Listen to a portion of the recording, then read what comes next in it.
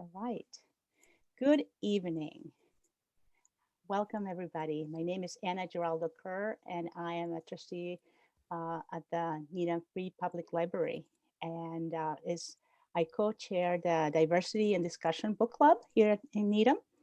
And this is a collaboration that's been going on for 3 years with several members from the library, but also with members from the Human Rights Committee and the Needham Diversity Initiative. So we're excited to bring you this conversation with author Tayari Jones and my dear friend Gretchen Cook Anderson. So we are going to get started, and wanted to just make sure the chat is available. I'm going to be manning the chat. Gretchen will be leading the discussion. And as I mentioned, for those who are just coming in, we are going to make this interactive, the first half and the second half, all equally interactive just through the chat. So to just make sure that we address as many questions as possible. The author will be joining us maybe half, a little maybe like 8:10 or 8:15. And we are going to have fun. So without further ado, I introduce you to and give you Gretchen Cook Anderson. She is a force in Needham and beyond, and we have the really good fortune that she was able to bring Tayari Jones to us. So thank you, Gretchen. Take it away. Thank you so much, Anna. And thank you, Anna, for the work that you do as a library trustee in Needham. And also, we appreciate Gay Ellen for helping us with the logistics and all that kind of good background technical stuff that helps make events like this happen. So thank you, Gay Ellen. I don't see her on the screen at the moment, but I know she can hear me. And I want to thank everybody for joining us tonight. It is really a pleasure for me to not only be able to help facilitate this conversation, because this is mostly going to be about you all talking and not me, just so that you know. So I want to, I'm just here to facilitate the conversation about the book itself and its story, this tremendous story that my friend Tayari Jones wrote. But I'm just equally excited that Tayari agreed to join us. I think when I asked her and she said yes, I was like, wait, what? So I don't typically ask friends for much. And I know that she's been on a whirlwind after the book was published in early 2018. To great acclaim and became a New York Times bestseller and an everything bestseller and an Oprah book club pick and all this kind of great stuff. And so she's been on, especially prior to COVID, was on a whirlwind, book tour around not only the United States, but around the world. She's received all kinds of awards but it's interesting because for somebody like me, we went to Spelman College together. I am Spelman College proud class of 1990, and she's a class of 1991, and celebrating her 30th college reunion this year. And it's just interesting, because when you know somebody from college, and that's more the way that you know them, it's just kind of interesting to know that now she's like a really serious celebrity. And it's and so that's kind of cool to think about. But I just, think of her as Tayari. And so and you'll hear me call her Sweet Potato when she comes on, because that's like like a cute little nickname that she said it to me first, and now I've kind of adapted it and run off with it. And so I will be talking to Sweet Potato tonight. But anyway, Tayari is a proud Georgia native. She actually went to the same high school that I would have attended had my family remained in Atlanta. I grew up earlier part of my childhood in Atlanta, which is where she was born and raised. And had my family stayed there, we would actually ended up at the same high school as well as then the same college, because of where we lived. And so it really is a great pleasure to have her join us later. So her request was that we dig into the book first before she comes on.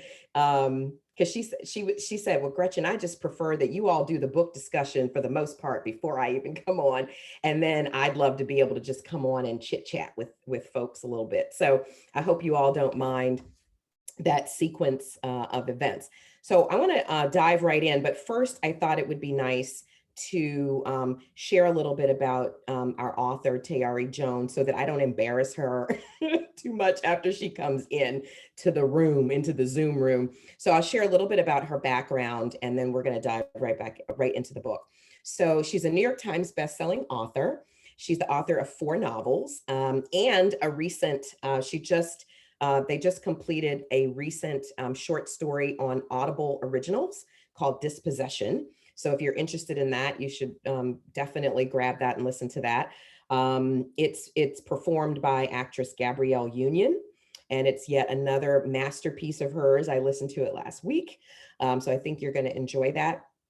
She's the author of 4 novels, including An American Marriage that was, as I mentioned, published in 2018. An American Marriage is an Oprah's book club selection and also appeared on Barack Obama's summer reading list, as well as his year-end roundup.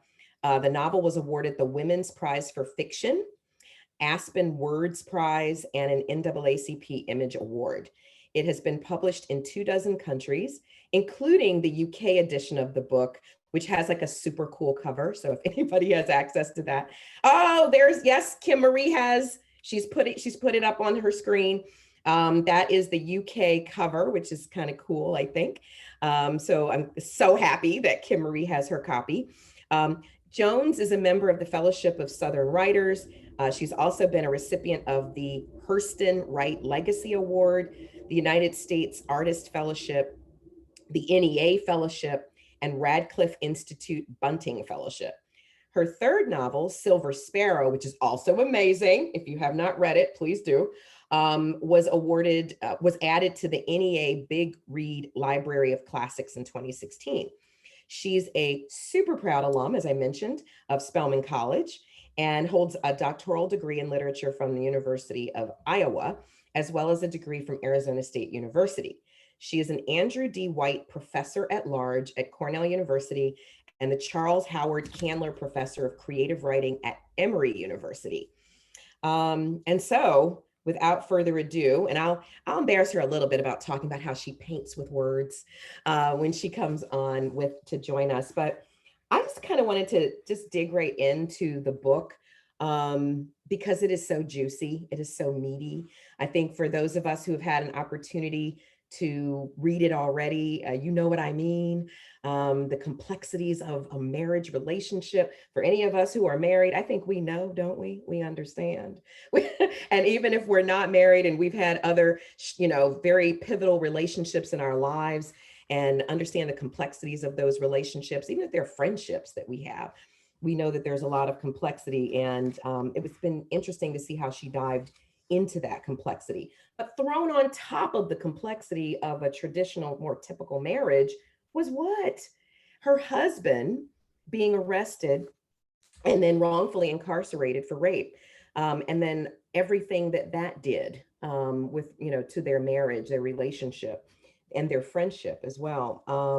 So we're going to dive into it. But one of the questions I had just at the outset, we call this book club the diversity, the Diversity and Discussion Book Club here at the Needham Free Public Library. And I was just curious if anybody wants to weigh in on how does this book and its topic, its themes, tie in with diversity? Why do you think that this was one of the books that we chose? I'd love to hear the viewpoint from someone else. And if you wouldn't mind raising your hand physically or raising your hand under reactions, there is a raise hand feature. It'll be great so that we can, be able to hear you as opposed to several folks chiming in. So, what do you all think? What are some of the themes around diversity that were explored in the book? Are there any hands up? I thought I saw somebody. Yeah, Marlene, are you? Yep, go ahead. Marlene. I think the wrongful conviction of a Black man, which probably would not have happened if he had been white. So that to me is sort of the first piece that feels like it represents diversity and the inequities in our systems. Thank you. Thank you, Marlene. Short and sweet. Love it. Thank you very much. Anyone? Oh, I have to say hello to my friend, Nikki Jacobs. Nikki, hello. Just want to give you a quick shout out. Anybody else? What do you think?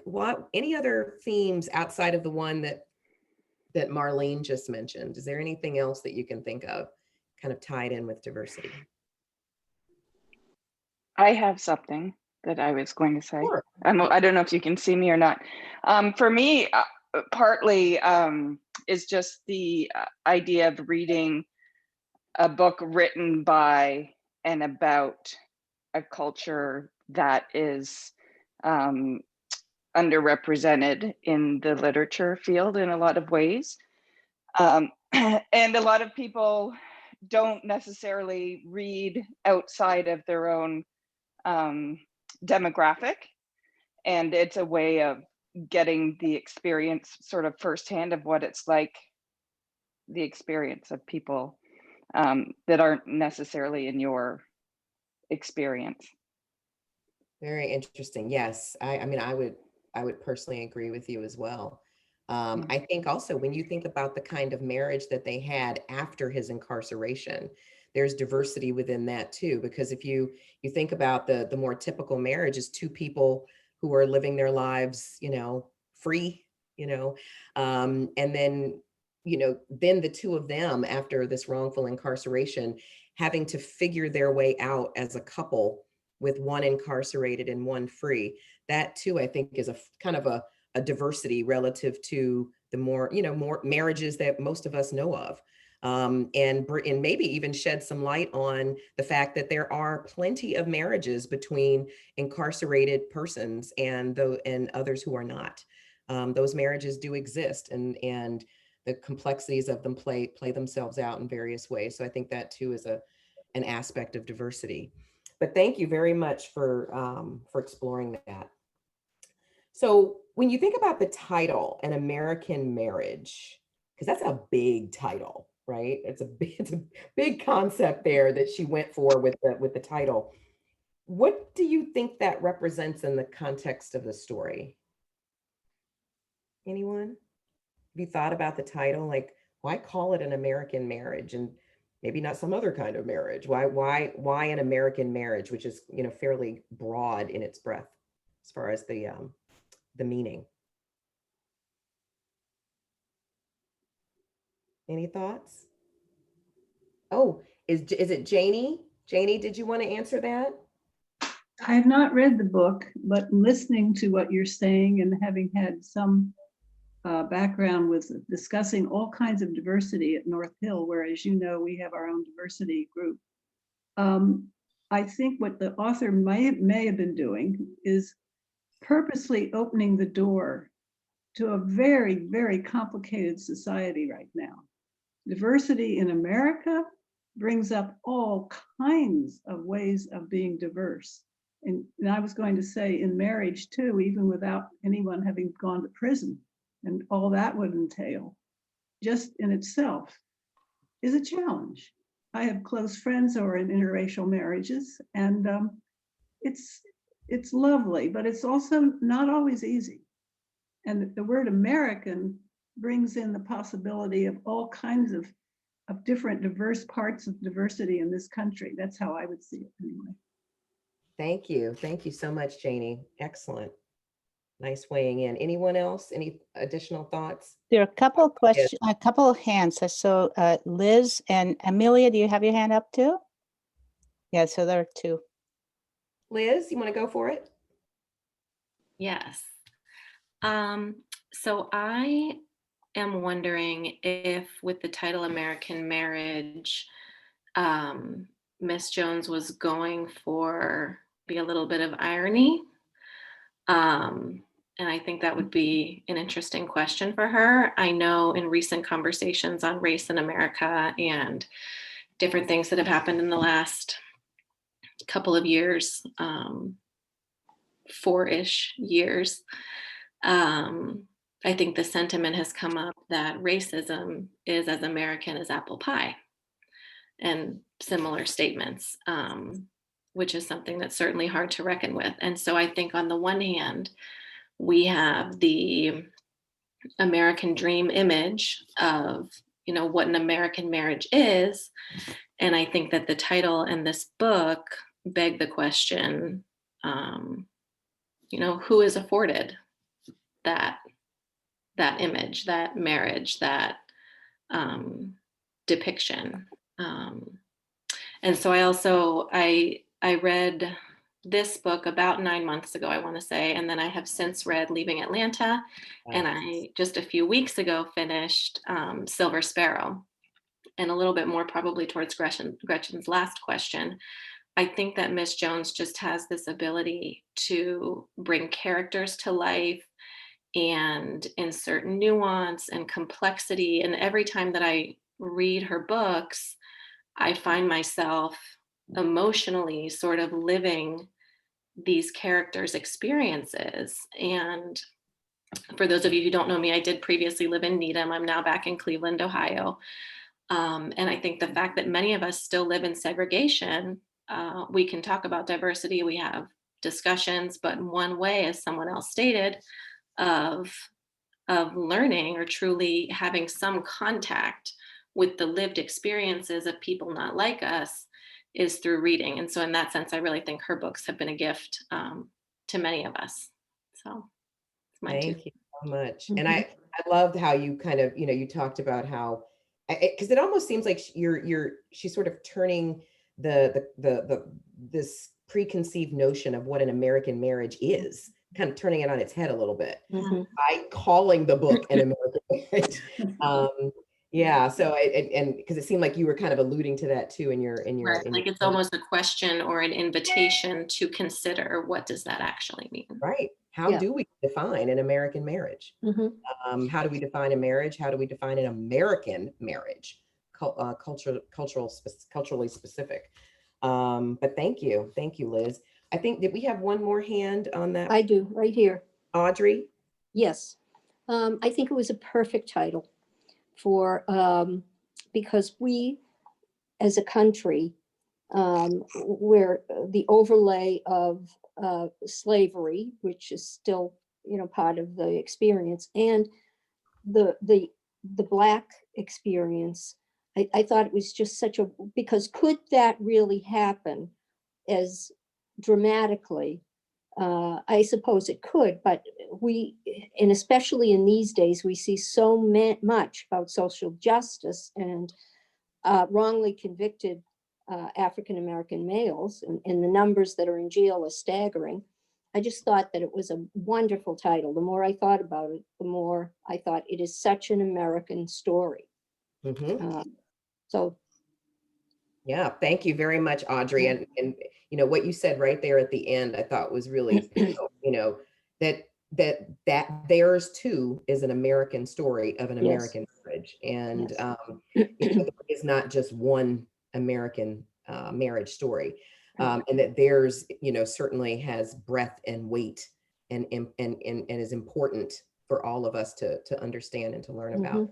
And I read an article where she was talking about, she and I haven't talked about it one-on-one, but I read an article where someone had asked her the question, about the title. And she said that when she was originally trying to conceive the title, she went smaller, so to speak. She was she wanted to call it, maybe something kind of marriage or something. But, when she started playing around with with this idea of, but theirs is it is an American marriage like so many others. That are different and unique unto themselves. And that I think it was either her editor or her publisher then said, why you should call it an American marriage, because the weight of that is what people need to read. They need to know and that's not only is it going to get attention because people will go, wait, what is that, American marriage? But that the story itself is an American marriage like all others are, and that that you're bringing attention to that. So but thank you very much for sharing those thoughts about the title. So another question that I had, so the name Celestial, the main kind of female character in the story, and I'm saying this for the benefit of those who haven't had a chance to read it, is an unusual name, right? It's kind of an unusual name. I don't know anybody named Celestial myself, and so I'm thinking that perhaps she may have chosen that name very intentionally. But then I wonder why. What was it about the meaning of the word celestial, which kind of means, something heavenly, heaven sent, kind of that kind of concept. What kind of tie-in would there be between maybe the name of Celestial and the possible relevance in the way that she was viewed by Roy and Andre? Either at the beginning of the story or maybe even at the end. Is it any thoughts on maybe her name and what it means, and maybe if there might be any tie-in with her name and the story? And I'll have to ask Tayari this one because I have not seen her in any of the articles I've read answer that particular question, but I'm kind of curious myself. Anybody have any thoughts on that? How about Beth? I don't have an answer for that, but I'm just remembering that there was comment made about her mother being something like Gloria Celestia, and she's Celestial Glorianis or something. So there's something in there. I don't know what, but that stood out to me. Yeah, no, you're right. I think her middle name was, I think it was Celestial Gloriana or Gloriana or something. Right? And then, I think you're right. And her mother had kind of a similar sort of meaning to her name as well. So I'm thinking that Tayari probably did that intentionally, but I'd love to kind of hear her talk about it. Yeah. Any other thoughts about that? Yes. Jemmy? Yes. Can you hear me? Yeah, Jemmy. Hi, Jemmy. Yeah, hi. No, I just wonder if it's very unique to me as well. When I did the book via audiobook through the Needham Public Library, which was awesome. I felt like it gave the story an even more credible voice. But yeah, I thought maybe the naming was something of an ideal, as because I felt like, at least the way that she was introduced, that she really was sort of a prize, But I think more importantly, I like that Roy called her Georgia, brought her, back down to earth. And then I felt like there it is. And then made it real, So I feel like probably an ideal, her being named Celestial, but then the marriage being of this earth, and the naming. I thought it was very interesting as well. I like that you brought that up. Thank you, Jimmy. So, when people hear some good poetry or a really interesting comment, I tend to do some snaps. So thank you. I think that was kind of snap worthy, as all of them have been. But thank you very much, Jimmy. And I think, we'll have to ask Tayari when she comes on, because now I'm kind of curious. But that was a great explanation. What did you all think of the story choice to show Roy and Celestial's communication once he was incarcerated through letters during his time in jail? What did you all think about kind of the way that she did that and what we learned about them through the letters? I'm just kind of curious. What did you think about that tool that she used for their communications between his, during his time in jail? How about Lois? First of all, I want to say, Gretchen and Anna, thanks for doing this. And I am so excited when the author joins us. Gretchen, you know more people in this world than I'll ever know in my life. So thank you. Yes, yes, yes. The letters were appropriate. I thought it was interesting that I believe he signed his letters love and she didn't. And how at that point, they had been married for 18 months. It hadn't been very long. And how that was sending a message to him. I think certainly sending letters is the way people in prison at that point we're communicating. So it was another sort of way for her to bring reality of Roy's situation into it. I mean, rather than picking up a phone, and though I think there was a phone conversation somewhere, but I just thought the interaction was interesting, that he was being very loving and really wanted to hold on to her. And then they went through a long phase where she stopped answering him at all, and how horribly discouraging it was. I just want to go back quickly to your first question about diversity here, only because I love reading books where I have to learn something new.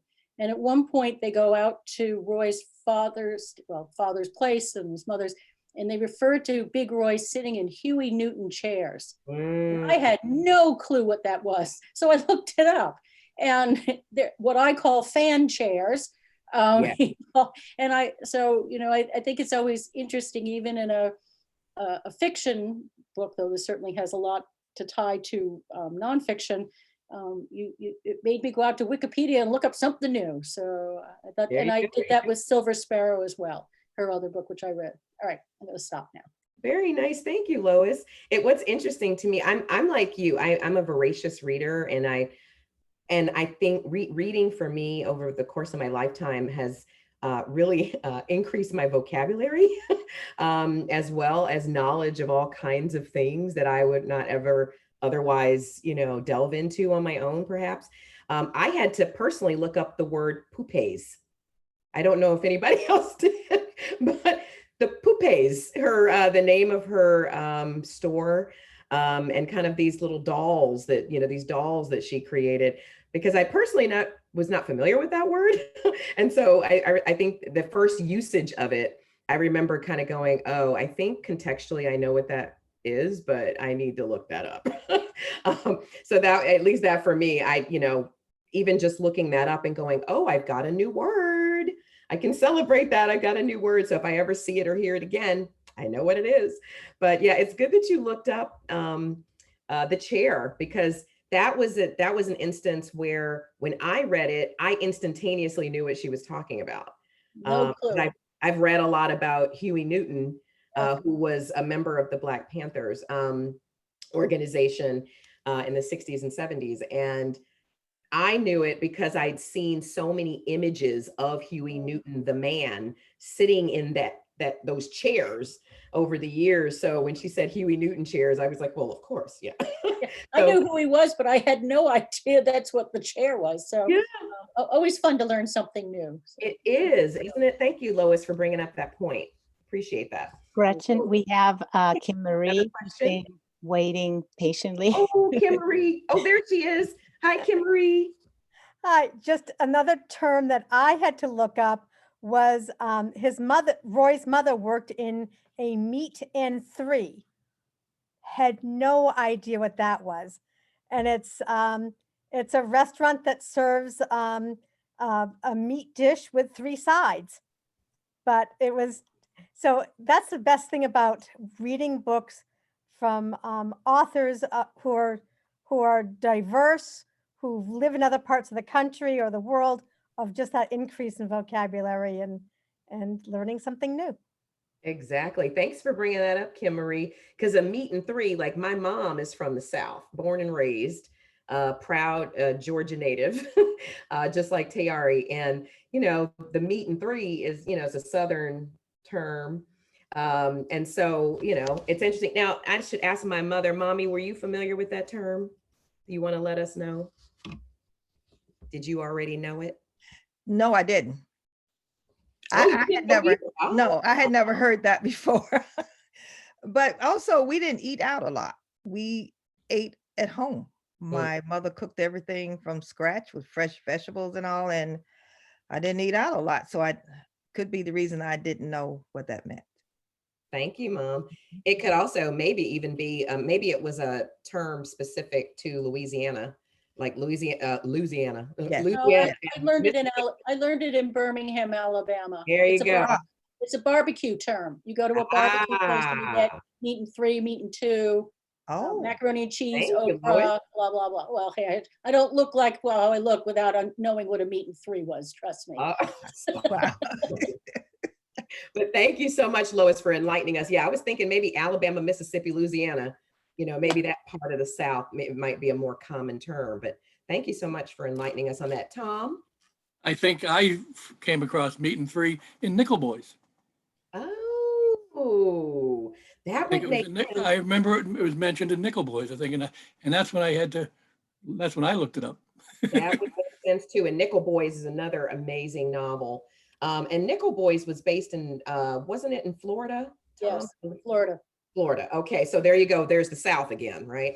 So yeah, so that's very interesting. Thank you, Tom, for letting us know that.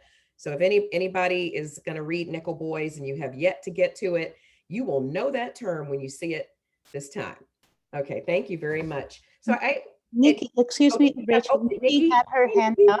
Sorry about that, Nikki. Oh, no worries. I was just going to add, well, first, thank you for inviting me. I used to live in Needham several years ago.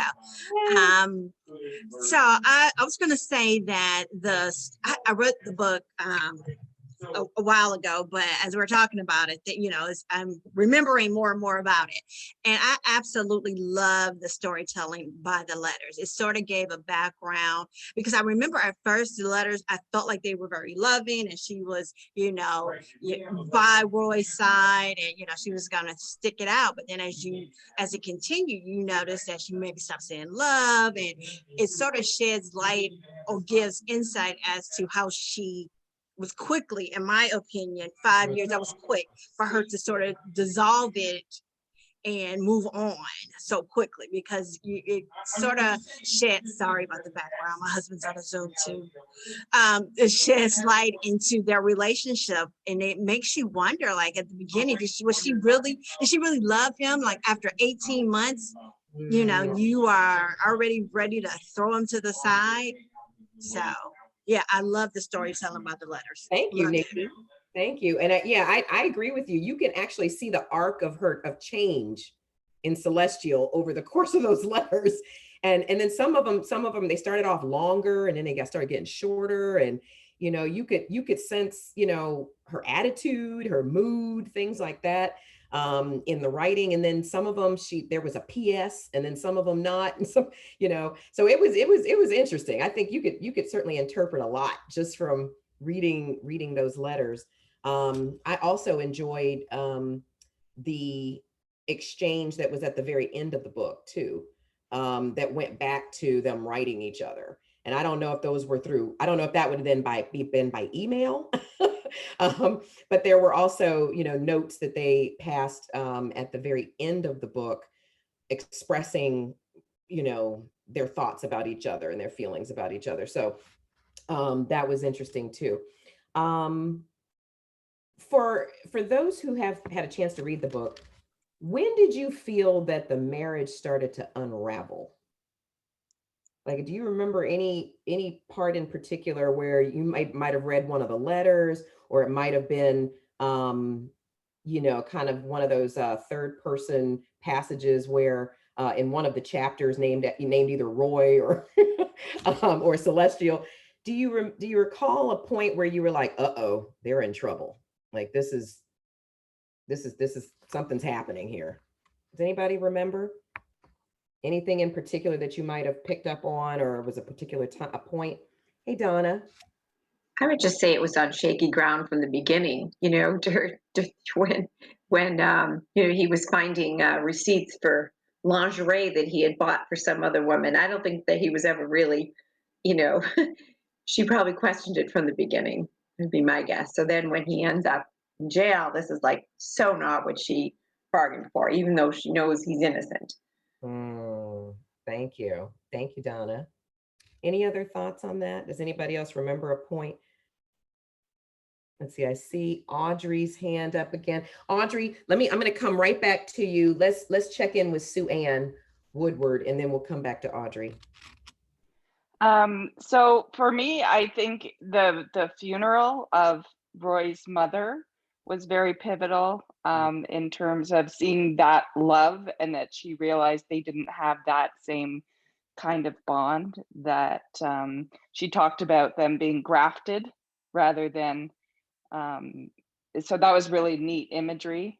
So that's for me when I kind of thought, and it might have, I'm trying to remember reading it, like it might have been after the fact looking back, that's when she acknowledged that. And I think for Dre too, when he decided to go for his love, that was an image that made a big difference. An Yeah, experience.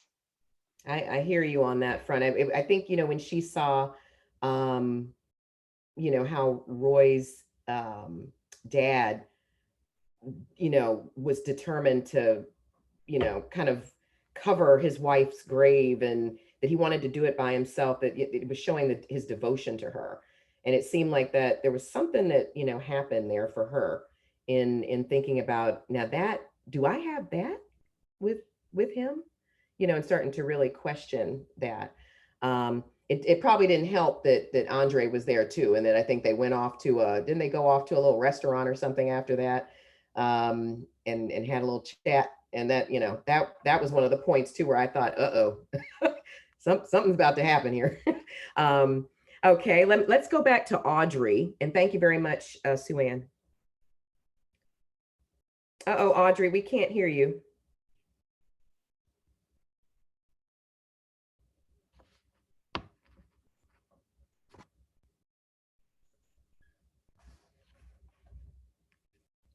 Oh, uh-oh. Okay. There she is. Okay. I was thinking of the funeral as well, actually. What a great love Big Roy had for Olive. And I think she was watching that, saying exactly what Sue Ann said. Do I have this? I don't think I have this kind of devotion. They had a very volatile marriage. Yeah. Even what we didn't see, there was a lot of fighting. You can tell from backstory. So, and I don't think Big Roy and Olive had that kind of marriage. You know, there was no indication of that. So, I thought that's when things started to really unravel for Celestial. Interesting. Yeah, I think it was, and definitely for her. Definitely for her. Yes. And Audrey, do you remember any times? Was there any at a point, even with Roy, when he was incarcerated? Was there anything that you recollect about his own thinking when he was wondering what was happening with his wife, and was she still with him in it? Are we still married? That was the question he kept. Are we still married? I don't remember anything specific about that. You know, the letters were an interesting evolution for sure. But, and of course, then meeting his biological father, you know, the jailhouse Yoda. Yeah. That was another interesting. So I loved the book. I loved the language. I was very happy that I picked it up and read it. And my daughter, who's down at the bottom there, is the one. Megan has signed me up for this. So I'm very happy. Yeah. Well, thank you, Megan. We appreciate it. We appreciate it too. So thank you, Audrey. So another question I had kind of goes back to something that I think both Sue Ann and Audrey kind of alluded to as well, about the strength of their marriage before he was arrested.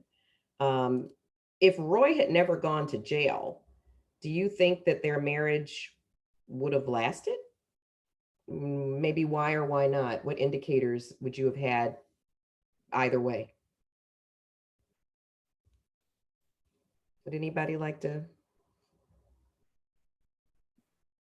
Let's see. I'm going to go to Jen Strom and then to Liz Urbano. I thought one of the first indications that their marriage was not great was the friction between his mother, Olive, and her. And when she brought the doll that looked like him, and they were both kind of hesitant to let the mother have this doll, because I know if I went to my mother-in-law's with a doll that looked like my son, I'm giving that woman that doll. Like, there's just no, like, you know, so I just think, like, I think they both kind of, you know, it just seemed like that was more than a red flag, because there's something behind that, you know, like there's just, they had bigger issues and deeper set ones. And they may have made it, I mean, it's an early marriage. They may have made it through, you know, they may have worked that out. It's only 18 months. You're still working out. You don't have a really good fight until, you know, usually a few years in anyways. So I don't know. I think that there were some things to work out. So I mean, and unfortunately, they didn't get to know if they would have made it or not. So Exactly. Yeah, it was a big question mark for me too. I mean, when I was thinking about that, I was like, well, you know, sometimes that's the case with marriage anyway, right? I mean, you're working it out. You're working the kinks out, you know, the first 18 months, 2 years, 3 years, you know, and in many respects. So who's to say, you know, whether or not they would have made it? But it's an interesting question, you know, an interesting question. And I think because Tayari will probably be joining us in a second, let me I'm going to ask an additional question. So Liz, hold on. And let's see if you want to answer this one.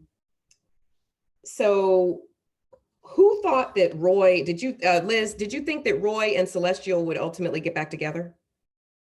And why? Well, yes, along with the previous comments, I think it's impossible to know. And the takeaway for me was that because of an injustice, they weren't given the opportunity. So when we think about the incarceration system and the criminal justice system and what it takes not only from individuals, but from families, because, you know, of course, terrible for him, he's wrongly incarcerated. She's also in a bind, like newly married. And now, you know, his life is over, her life is over, combined with the element of uncertainty. And you know, it's like one event depends, the next event depends on the previous event. And I did sort of hold out hope. Probably the eternal optimist in me was hopeful that something could work out. But then, you know, for Andre, was the other person's name? It's been a while. But then, you know, you come to care for him too. And it's like, you care about everyone. And it's just this frustrating sort of no-win situation. So yeah, the sap in me held out hope, but thank you, Liz. And I go to Rebecca, and then I'll Rebecca drill, and then we'll see if Tayari has joined us yet. Rebecca. So Liz, you said exactly what I was going to say about what struck me most. I mean, of course, I wondered in my head, oh no, could they have lasted? Could they not have? But it wasn't about, I didn't focus on that. I focused on the injustice of it because they weren't given a chance. And, you know, it's like, of course, it's an injustice of being in prison. Mm-hmm. This book really showed the ripple effects of, I mean, believe me, the legal thing is terrible, terrible, but we don't always think about the ripple effects. Yeah. And I thought that this book did an excellent job. And I was just heartbroken. Just not even that they broke up or didn't break up, but that they weren't given a chance. Like their lives were totally, you know, off track. Absolutely. Even though it kind of was a happy ending, he finds someone, but that to me wasn't even the point. So Gretchen, Rebecca, Ms. Jones has joined us. I see her.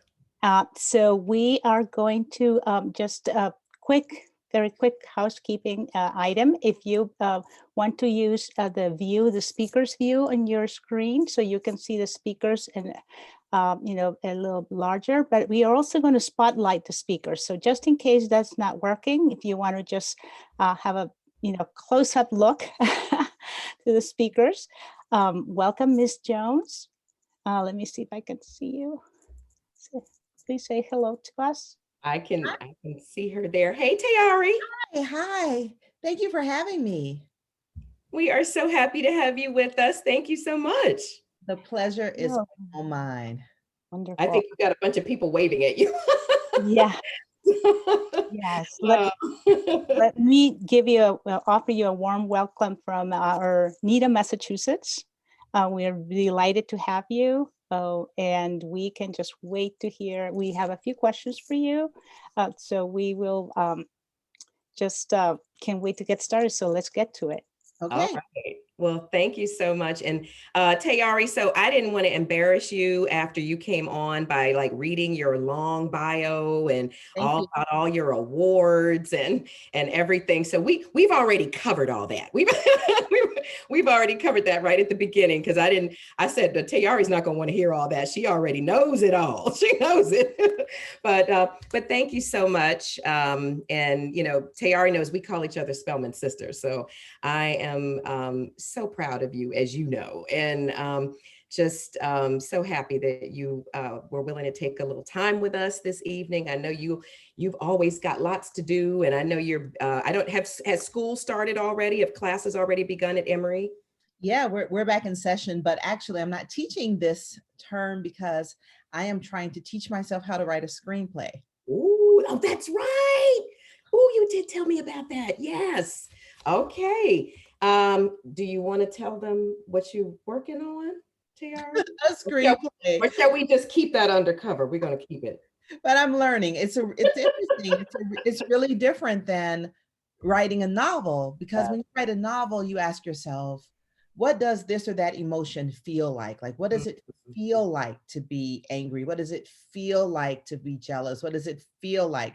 But when you write a screenplay, you have to ask yourself, what does it look like? Oh, okay. It's a really different question. Okay. And how are you finding the process? Is it difficult? Has it been a hard transition, harder than you thought? Yeah, it's really different entirely, because one of the things, like when writing fiction, one of the things we constantly tell our students is go inward. And so it's kind of going against everything that I think I understand about storytelling. Oh my goodness. Well, good luck. We know you're going to make it work out. And that I'm just excited for whatever comes out of that. So, but thank you for mentioning that you're working on that instead of being in class this semester. I know your students miss you. So one of the things I wanted to mention, number one, I was letting everybody know that you said a little nickname to me that I think I took and just stole and ran away with it. You called me in a text message. I think you said something about sweet potato. And and I was telling them, I said, I thought that was just so cute that I've taken it and just stolen it and ran away with it. So sweet potato, it's nice to see you too tonight. So I already shared with everybody that you are a proud member of the class of 1991 at Spelman College, and that this is your 30th reunion year, which is very exciting. I hope you don't mind that my class will share a little bit with you all, because we weren't able to have our regular reunion last year due to the pandemic. So it's kind of fun, because I think that it'll be nice to sort of be able to co-host almost together this year. So I hope you all don't mind if we sort of crash your reunion this year, but thank you very much. So I wanted to mention, and Terry, I'm not sure if you remember, but the last time that you and I actually saw each other in person was in, that would have been the summer, I think it was actually July of 2019, and it was in Eatonton, Georgia, when we had come together that weekend for the 75th birthday of Alice Walker. Yes. And Alice Walker was born and raised in Eatonton, Georgia. And the town just hosted this beautiful celebration that happened all weekend, and Tayari was a big part of that.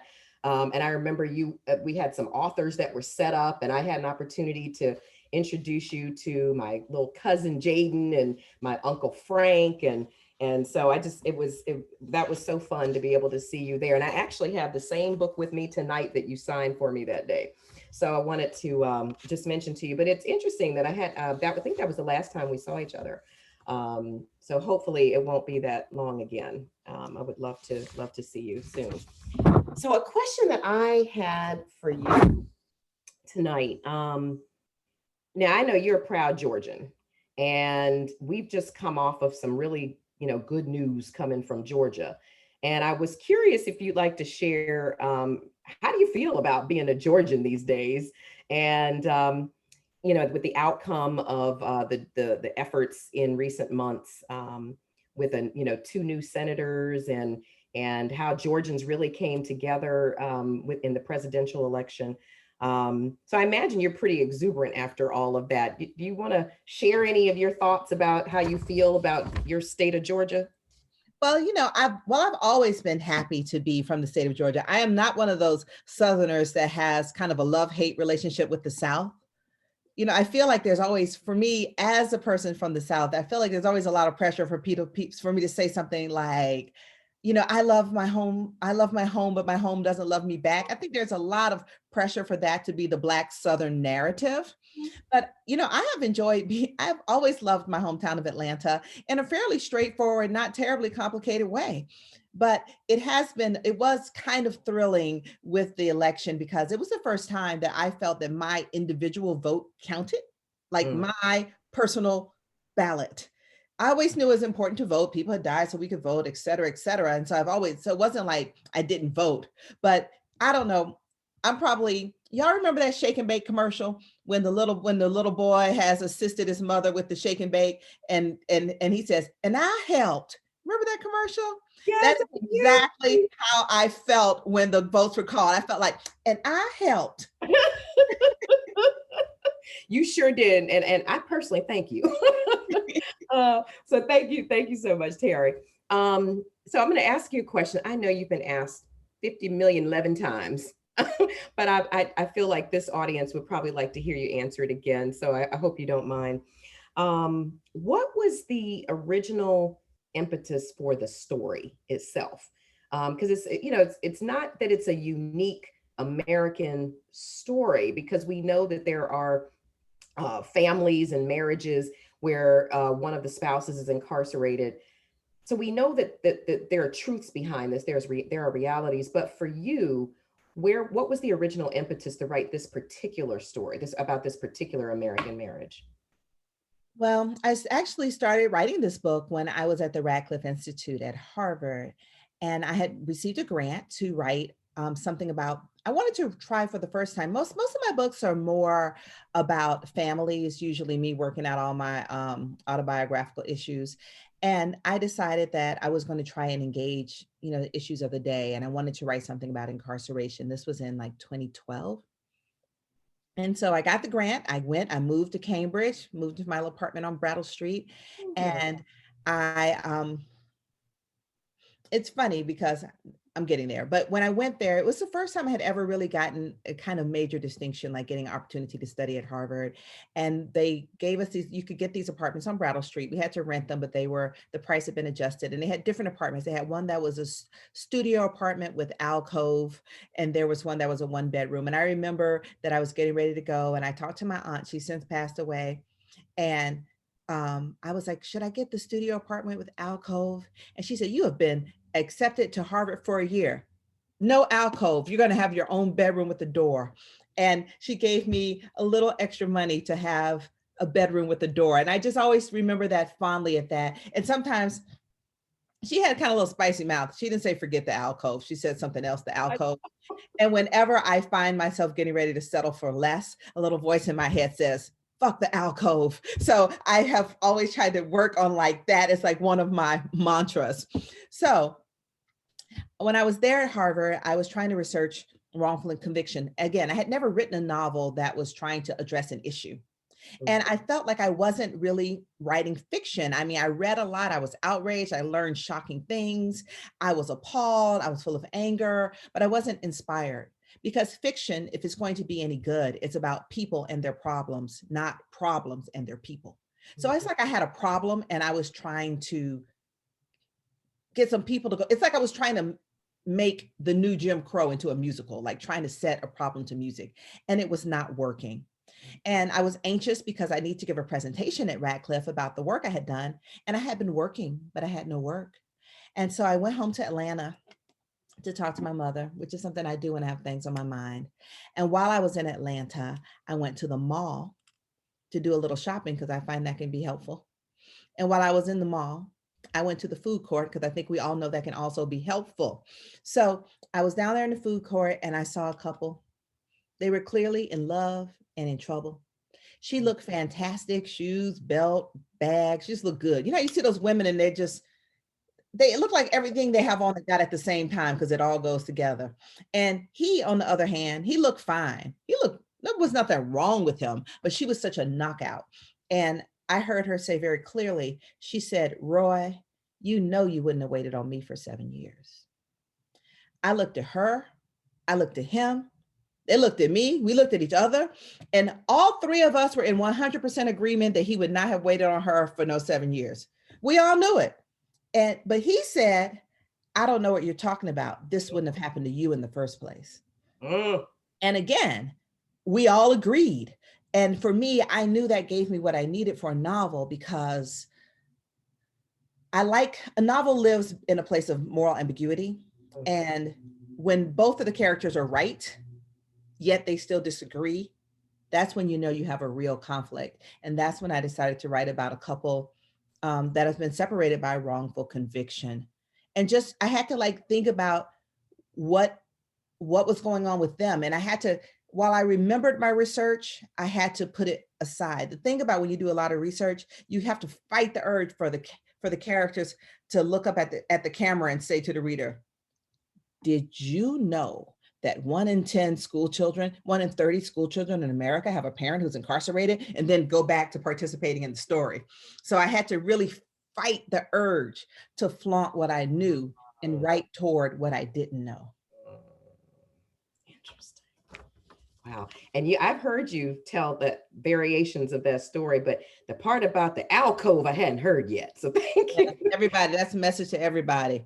I love that. That's a nice motto to have, but put it in your own words. But I like the alcove version of it. Thank you. So before you came on, Tayari, we all were kind of talking about there. We had this question, and it's a question that I have not seen you answer yet. Whether on, whether in, whatever media platforms, I haven't seen you answer this question before, and you probably have, but we were all really curious. So the name Celestial, we were thinking that there was some intention behind her first name. And we were wondering, for you, was there intention behind her first name, and did it have anything to do with how either or both of the men in her life viewed her? But we just love to hear your thoughts on that. And, why Celestial? Y'all gonna be disappointed with this. No. Well, here's the thing. When I name characters, the name of a character has less, just like your own names. Your own name has nothing to do with you. It has everything to do with your parents. True. Most of us would not have named ourselves this. If it was up to us, we would have an entirely different name. So your name is really the way into contextualizing who you are. So Celestial is it's a very old time Southern name. I think it speaks to her parents' kind of aspirations about life and the formality they desire for their child, more so than her. Because think about it, Roy nor Andre got to name her. But here's something for names that's kind of cute. Roy and Andre both mean king. Oh. Yeah. Huh. Now, was that intentional, or did you realize that after the fact? Truth be told, I realized that after the fact, but I felt pretty smart. I felt like my subconscious was ahead of me. Yes. But your name is really about your parents. Like my name, Tayari, it's very clear that I was born in 1970. I mean, my name might as well have born in 1970 on my forehead. My parents were, it's just after the 60s. They wanted to try to give me a name that was somehow, it's Swahili. Swahili was all the rage in the late 70s, 60s, early 70s. And that's what my name does. It means she is prepared, which I have always thought was kind of lackluster. Like, what is that? Like, who wants to name a child Prepared? I wanted to have a name that translates into butterfly or beautiful or sparkling or celestial, but nope, she is Prepared. I felt like my parents were like, okay, young lady, get to work. I love that. But yeah, you're right. I hadn't thought about it from the perspective of the name is not about her. It was more about her parents. That's a good point. That's true for all of us. That's a way of getting into a character, actually, is whose idea was it to name them this? Who didn't think it was a good idea? Like that's even when you write memoir. Sometimes people don't know how to start writing their memoir. I say, start with the story of your name. You can contextualize yourself. And Gretchen, there is a there. What was that? There is a question related to this, so maybe wanted to bring it up. Okay. So Anne is interested in knowing why there was several references to celestials sent in the story. So since we're talking about celestial, I was wondering if this might be a good chance to answer that. Like lavender and so forth. Yeah. Interesting. Any significance there, Tayari? The way I think about these stories, I don't I think when you're in English classes, you know, you unravel these things, but when you're writing them, if you start adding things, aiming for significance, people can feel you trying. Okay. They can feel you doing it. Like, I don't even know how the story is going to end as I'm writing it. Because I feel like if I knew what was going to happen, one, I would be too bored to write the story. It would be like, if you're reading a story and someone tells you the ending, you're like, you spoiled it for me, right? It would feel the same. So if I don't even know what the people are going to do, I'm definitely not layering in symbols for them in that way, because I also believe that a story organically told will have symbols, because real life has symbols. Right. And so if you tell the story in a true way, the symbols will find their way themselves. Interesting. Very nice. I hope that answered her question. And what we're going to do too, I have, I think, one more question for Tayari and myself. That's part of our little chat. And then I think we have some other questions from our audience while we're together. So Tayari, for anyone who might be on with us tonight, who might be a budding writer themselves, and I know you just gave a really nice tip about writing a memoir. So thank you for that, because I'm sure some people took note of that. For any budding writers who are part of this community of folks who are on tonight, can you share a little bit about, you know, a little bit more about what's your writing process? You know, you've already talked about kind of how An American Marriage came to you. When you reflect back on your other books and other writings, what's kind of the process, you know, the arc of the process that you tend to go through? Well, every book is different. I'm going to say every book is different and every book is the same. It's kind of like relationships. Every relationship you're in is different, but it's kind of the same because you're still you with your same issues, but every relationship is also different. So I can't say what the process is, but one thing I have learned is I've learned not to try and control the story. When I try, just like in relationships, when I have tried to make the story go where I wanted it to go, the story, you can feel me, because it's like, if it's almost like, you ever drive a car and the car has a bad alignment and it's pulling to one side. I feel like that's me throwing off the alignment in the car. It's a story, pulling it, and you just have to let it go. For example, I have a story that's on Audible now called Dispossession. And it's about a woman who is, well, it ended up being about a woman who sent her son to a boarding school in New England, and now he's a stranger. But the action in the story is that she works for a moving company, and she's been assigned a job to evict some people. I thought that story was about when the person getting evicted showed up, and it would be like this confrontation between her, who's merely trying to do her job, and this person who's being evicted.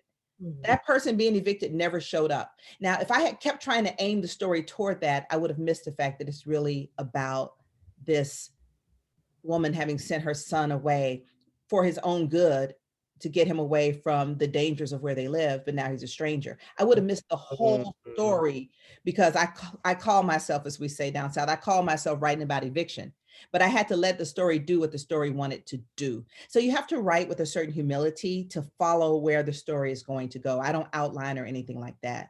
The most idiosyncratic thing I guess I do as a writer is that I write on typewriters. Yes, y'all have the best typewriter doctor in the country right there. Cambridge typewriters. He is the best typewriter doctor in the country. He fixes the typewriters beautifully. He doesn't run his shop like a museum. So he's not going to charge you an arm, a leg, and a foot. And he's not going to act like, oh, are we so special because we've used typewriters? He acts as though everybody uses typewriters. And that is a pleasure to me to go in his shop. But can you see my typewriters? Like, here's one right here.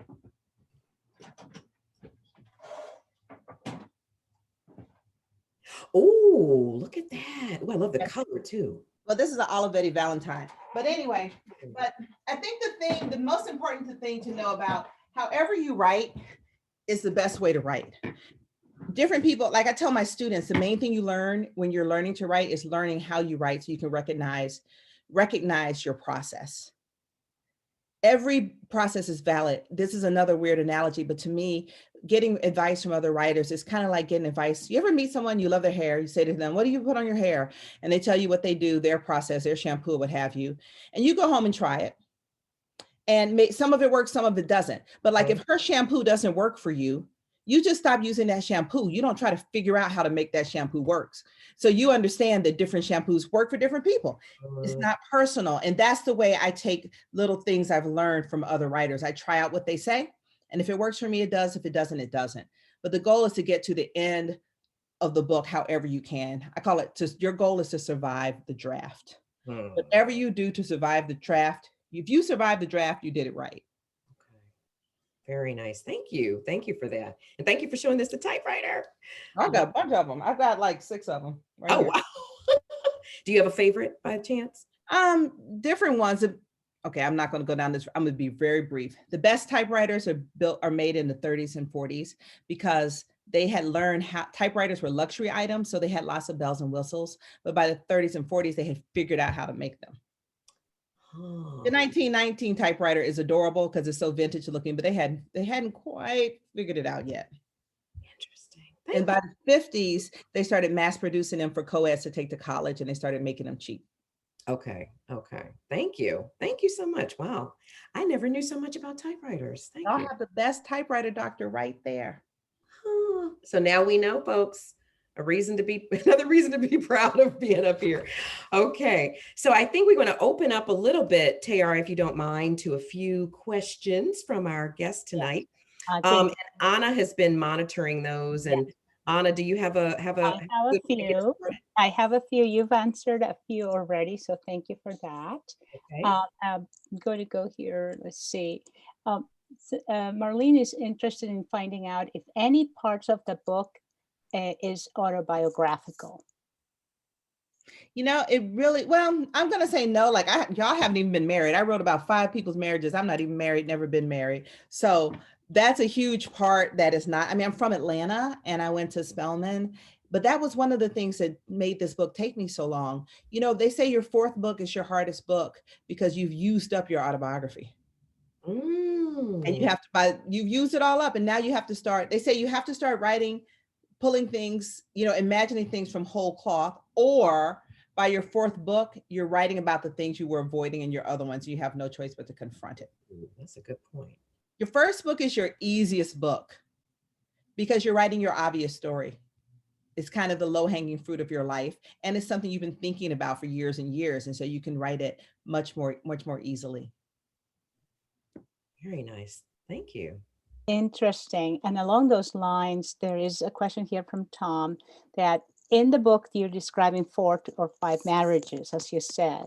So which one of those 4 is the American marriage? And also, if a second question is if you ever consider adding a conjugal visit to the as part of the story. Tom. Actually, you know what? Conjugal visits are only in some states. You can't just be conjugating all over the country. Yeah, they don't have conjugal visits in Louisiana.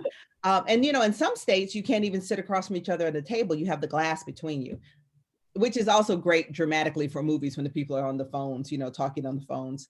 But yeah, so I didn't think of adding a conjugal visit, but I think it would be narratively interesting. I mean, talk about performance anxiety, but you know, that wasn't the case there. But I think all the marriages there are American marriages. I think that the question of Celestial and Roy's marriage, I heard when I came on that someone was saying they didn't have a chance, which is exactly what I intended. The point isn't whether, and part of the reason why I made Celestial and Roy not have a perfect marriage is that I didn't want them to have to earn our sympathy through the purity of their love, right? The point is that they're everyday people, and everyday people have, you know, bumpy relationships, you know, and that everyday people are deserving of sympathy. I think there is sometimes you feel like you have to be, like they say, the perfect victim. Like, do y'all watch Dateline? I'll confess, I watch Dateline.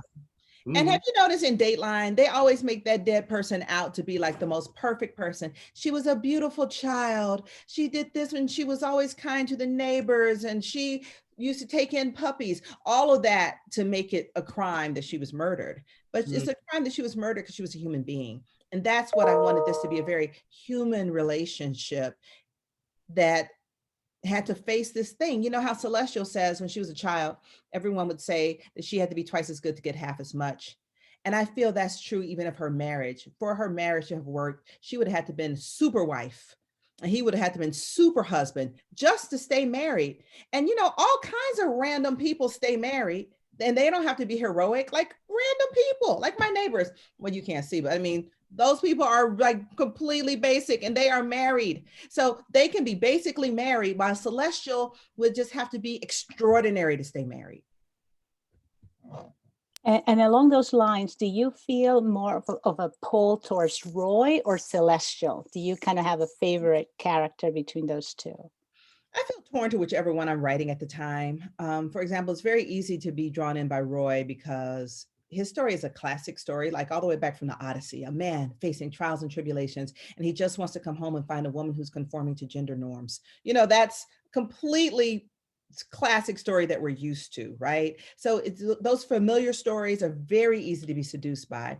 And Celestial's story is more, it's kind of more confrontational to the reader, because when I say I've written a novel and it's about a woman and her husband has been wrongly convicted, people are like, it's going to be one brave woman's fight to free her man, right? Like that's what you automatically expect the story to be. And so when a story isn't what you expect it to be, it's almost like when you brush your hair the wrong direction, you know, against the grain. It's just like, and the hair is sticking up.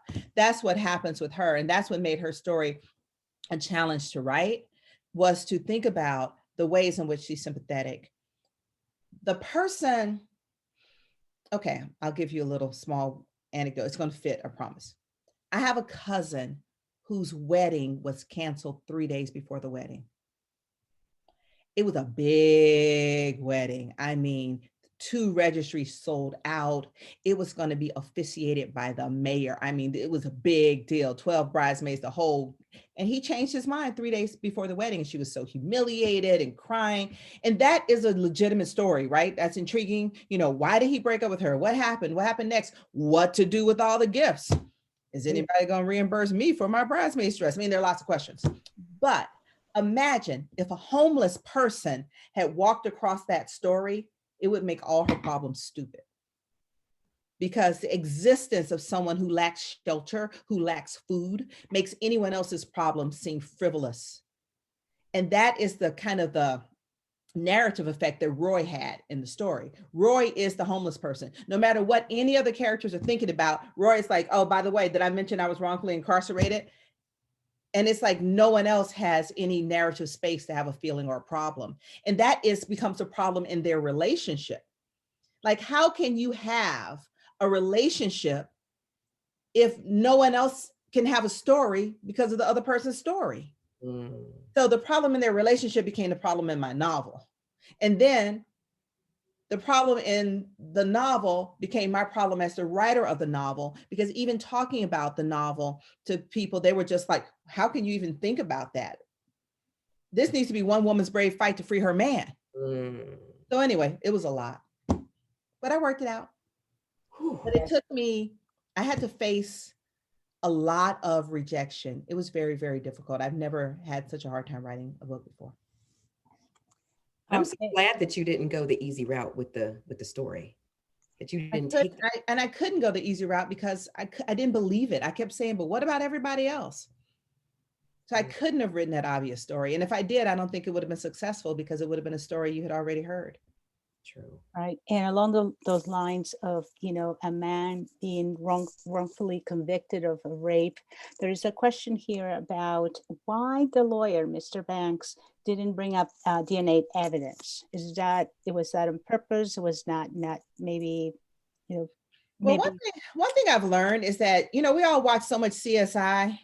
Yes, true. You would not believe how often people don't have DNA. You would not believe how often people's trials are not that complicated and they end up going to prison. The problem is eyewitnesses. Eyewitnesses are such a problem. Eyewitnesses are what we say strong and wrong, because eyewitnesses believe they are telling the truth. So they look honest because they are honest. They're just wrong. And eyewitness testimony is so hard to challenge, because the person is sitting there saying, I know what I saw.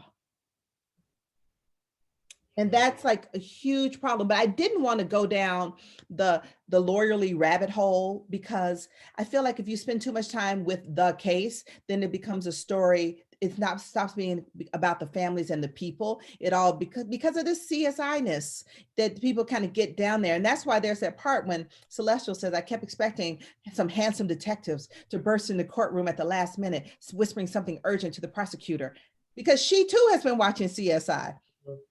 And we think that all those shows, CSI, Forensic Files, all of those shows are really state propaganda, because they're suggesting that science, this objective thing, makes sure justice is served, and that science works on behalf of the state. And so we watch these things and it makes us feel like everything's okay justice-wise, because they're going to go find some microscopic piece of hair and everything's going to be fine. Yeah, a couple more questions here, one related to Celestial, particularly the talent that is described so beautifully with for doll making. So the Jenny wants to know, where did the idea come from for doll making? Yes, the nuance of the details and how she, revered that whole craft. I have a friend who makes dolls. Ah. She makes dolls, she makes quilts. Can I talk about her briefly? She illustrates children's books. Please do. This is the one that just won the was a Caldecott finalist. It's about the life of Gwendolyn Brooks. And the thing, check this out. This is Gwendolyn Brooks in her old age. I don't know if you can see it. And there are no pictures hardly of Gwendolyn Brooks as a child. And she had to imagine what the child Gwendolyn Brooks would look like. Isn't that amazing? She's so just diversely talented. She makes dolls. And she was making a doll once, and it took her over 2 years. And it was a commission. She didn't know who it was commissioned for. It was like really exciting. But it occurred to me that she's an artist, and she spends so much time on art. But when you say you make dolls, people are like, oh, that's toys for girls. And I felt like in many ways that is also the challenge of the woman artist. I've been on an airplane, and I was sitting up there next to him, and I'm sitting up in first class on the airplane, eating my little warm nuts out the little ramekin. And the man next to me, he's a businessman, and he says, so what do you do? Which means, what are you doing here? And I said, well, I'm a writer. I've written a novel. And he says, oh, have you written a romance novel? And I said, no, I've written a novel about the collateral effects of wrongful imprisonment. And he said, oh, I'll get that for my wife. Like, he couldn't imagine that anything that I was doing had anything to do with him. Wow. And so that was one of the things that was interesting to me as a doll maker. But then, like, all this surrogacy of children and what I call the ethics of portrait making. Roy loves being her subject until he goes to prison, and then she's successful, and then he feels like she's getting famous off of him. But before, he felt honored by her attention. And I think about that in my own work. Like, sometimes someone will tell me a really awesome story, and I think, can I put this in a novel? And I think, why can't I put it in a novel? He told it to me. It's now part of my imagination. But then sometimes people like it, and sometimes people don't. And so it's like a fine line that I have to walk. Great, thanks. And this last question from Liz, what are you reading now? And any maybe books, shows, movies that you may want to recommend? What am I reading now? I'm reading, I guess, is it in here? I'm reading Sherman Alexie's memoir, You Don't Have to Say You Love Me. It's so good. It's really, and he's got off the road with it halfway through, which is something I think about with memoirs. Like, if something has disturbed your spirit to the point that you write a memoir about it, then you spend a few years thinking about it, and then you have to go on the road talking about it. So halfway through, he was like, you know what, I'm going home. Thank you, everybody. I appreciate your attention, but I can't talk about my mother anymore. And I felt like it's a really good book. And I respected that about him and the book, because I felt like that meant he wasn't performing his experience in that way.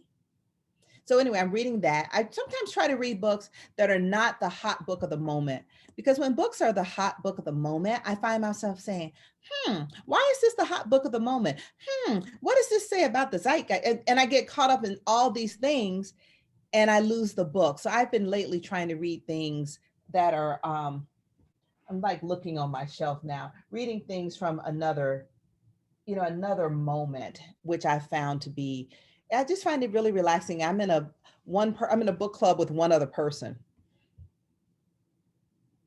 And we buy, there's these cocktail boxes that have everything you need to make some complicated cocktail. And so we like make the cocktail following all these instructions, and then we talk about the book. Oh, kind of like that. Just like a one-on-one. I'm like, during this pandemic, whatever gets you through the night, that's where I am on it. So true. Thank you so much for that, Tayari. Yes, there's all the questions I have. Okay, I do have another one. I know you do. Listen, I got questions. I could go all night, man. No, we don't have time for all of that. So I was, towards the end of the book, Tayari, Celestial was kind of, when she was battling with her feelings about Roy's return to Atlanta to confront her about the state of their marriage.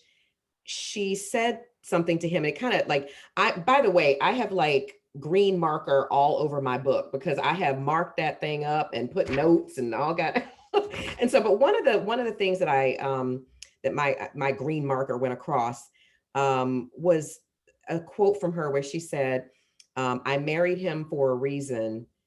You can never really unlove somebody. Maybe it changes shape, but it's there.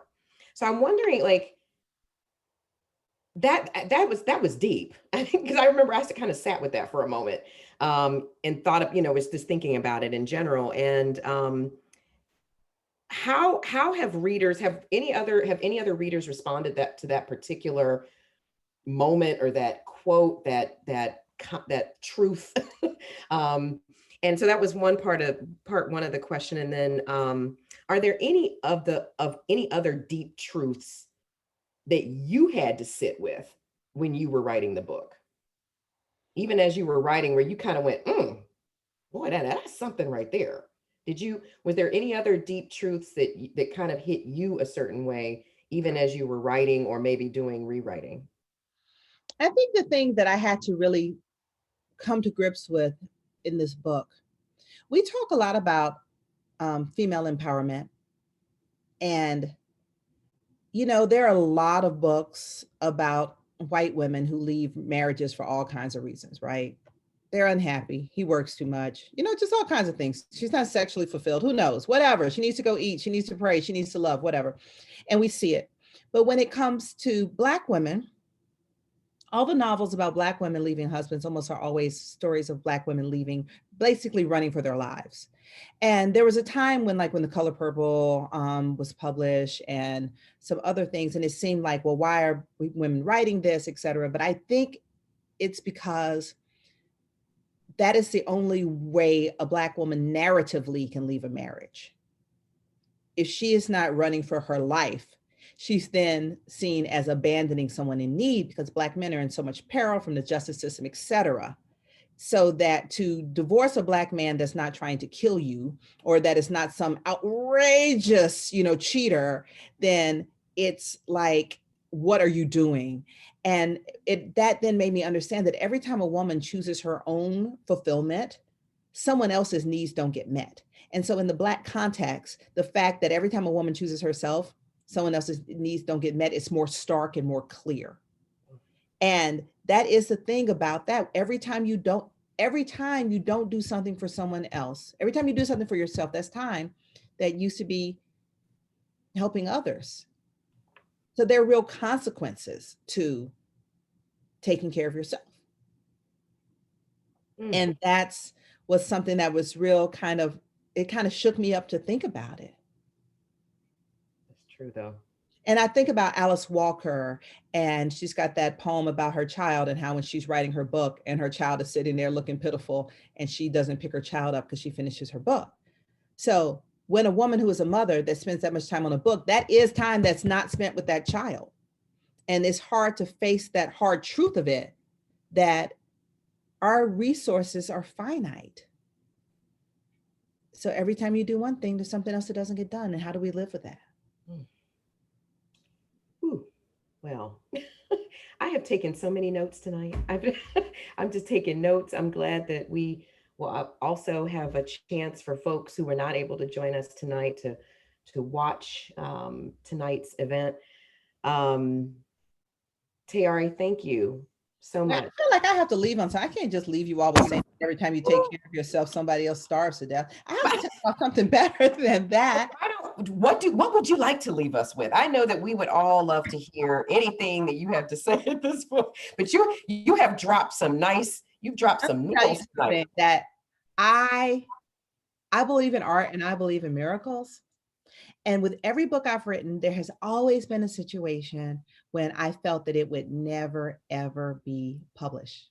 And it's funny, when I wrote my first book, I didn't know anything about publishers. Like when I finished it, I wanted to mail it to New York and I was going to mail it in a cereal box because I didn't want to spend the money on the box of 10. You have these boxes that you can send a manuscript in, but you got to buy a whole box of boxes. And I was like, it's too expensive to buy a box of boxes. And I tried to get someone to go in with me on a box of boxes, but no one else had finished their book and they didn't want to make the investment of a box of boxes. So, I mean, that was how my life was when I wrote my first book. And then I wrote my second book. I wrote my third book. I was told I would never be published because I wasn't profitable. I wasn't profitable because there was an app by then called BookScan that could tell people exactly how many books you've sold. And then my other books were taken out of print. So I was out of print and was told I would not have a contract. But I had a book that I was half finished. And I finished it because, one, I teach. And I tell my students, you write a book, not for the market, not for, an agent or a publishing contract. You write it because of your heart. And so I couldn't face them if I had given up my book because the publisher said I couldn't place it. So I finished it and I thought I would never publish it. I printed, it's called Silver Sparrow. I printed it for my sister because I wrote it for her, and I printed a copy for myself. And I thought that was the end of my career. But true story, I went to a writer's conference and I was embarrassed because, like I said, I was out of print, so my books weren't available for any signing. But I went anyway because I didn't want to be a no-show. When I got to the writer's conference, there was a little tiny stack of my books on the bookseller's table, and I said, "Oh, where did you get those?" And the guy said, "Oh, I don't know." And he said, "They came in this box." And he showed me the box, and I saw my dad's handwriting on it. And I called him and I was like, "Oh, Daddy." And he said, "Yeah." He said, "I had some books, so I sent them. And then I went to your uncle's house." Because he said to me, I said, "Your uncle hadn't touched those books." He said, "And you're right." He said, "Your uncle hadn't touched them. So don't let them sell those as used because your uncle didn't use them. Get your full money, baby." I said, "Okay." And he said, "And so you just sign those books. And then if anybody else wants a book, you just tell them you sold out. It wouldn't be a lie." And I said, okay. So I went and I gave my reading. I signed my couple books. And this lady came and she said she wanted to buy a book. And I said, "Oh, I'm so sorry, ma'am. I guess I sold out." And she said, "That's interesting because I was told that you are out of print. And I was told that you couldn't get a contract." And I was so embarrassed, after all this person's stranger. And she said, "But I think I can help you." Now, I didn't know what that meant. You meet some weird people out there on the streets. One day I'll tell y'all about when I got kidnapped in Martha's Vineyard, but that's a whole different story for next time. So it's an island. She couldn't get anywhere with me. But anyway, so this lady came to help me, and she took my hand and she took me through the crowd and she put my hand in the hand of a publisher. And I was embarrassed because I felt like the publisher was going to reject me because of my numbers. And so the publisher asked me what the book was about. And I said, "It's about two girls. They have the same dad, but only one knows it." I was just so embarrassed. And I was trying to get away. And the lady said, "I can tell you want to get away." But she said, "You didn't tell me." She said, "You didn't tell me how you know Judy." And I said, "Oh, I don't know anybody named Judy." And she said, No. I mean, Judy Bloom, who just introduced us." And it was as though my nerdy childhood had come to rescue me in my time of need. She was my favorite author when I was a little girl. And I turned to tell her thank you. And she had disappeared in a puff of smoke like a real fairy godmother. And that was on Friday. And by Wednesday morning, I had a book contract. And so my students say, "Oh, professor, that just goes to show it's not what you know, it's who you know," because they want to go to cocktail parties. They want me to release them to know more people. But I tell them, I say, no, it's about doing your work and believing in your work. Because if I hadn't finished the book, I wouldn't have had anything to hand over. I would have just said Judy Bloom was super nice.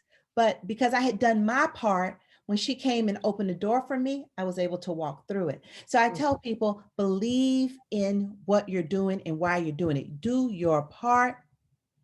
You do your part. Like, you know how the old people say, you do your part, God will meet you halfway. I believe that the art will find its way, but you got to do it. And every piece of art I've ever made has required me to work without knowing what was going to become of it. I had to commit to the work first. And once I did that, a door just opened. We did need that. Thank you, Tayari. That was a way better way to end. Absolutely. Oh my God. The way I have to say, not only are you an amazing storyteller who paints with your words in print, but you do it verbally too. Like, you're such an amazing storyteller in general. I mean, even just the answer. Listen, I'm giving my sister her due. So you, but even just the way that you share an answer to a question. I'm up here sitting going, ooh, where's this going? Oh, move, oh my God. And I'm making notes and I'm doing all this stuff. I'm Googling stuff. I can't even keep up. But I love the way that you just even tell the story verbally, not to mention the beauty in print. So I just want to thank you again. Could never, ever, ever be prouder of you and your work. I'm so glad that you kept going. I read Leaving Atlanta when it came out, just for the record, because I was so excited that one of my Spelman sisters had written a book. But I'm just so glad to see the arc that your career has taken, and it is so well deserved.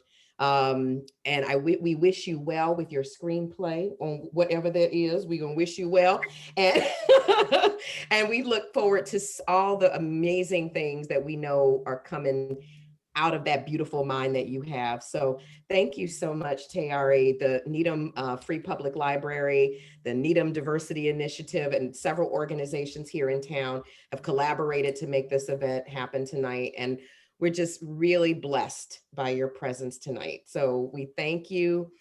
We will all keep on top of everything that you'll be doing in the future. No pressure, but everything that you'll be doing. And know that you've got this many more extra fans and friends out here in the world who have joined us here tonight. So thank you so much to my sweet potato. Thank you so much. Thank you so much, Ms. Jones. I echo Gretchen's comments. We are just delighted. You know, there's some comments saying that you may consider having a talk show. So, that might be something to consider. And there are a couple other ideas here. Everybody is so nourished by your words, and we're so just we needed that piece of joy. So we love the fact that it's art and miracles. We'll take that with us. We so appreciate it. Well, thank you for having me, and thank you for reading. And it means so much to writers to meet readers.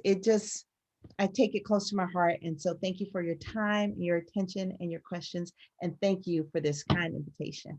Absolutely. Be well. Thank you. Bye, y'all. Good night, everybody. Thank you for joining us.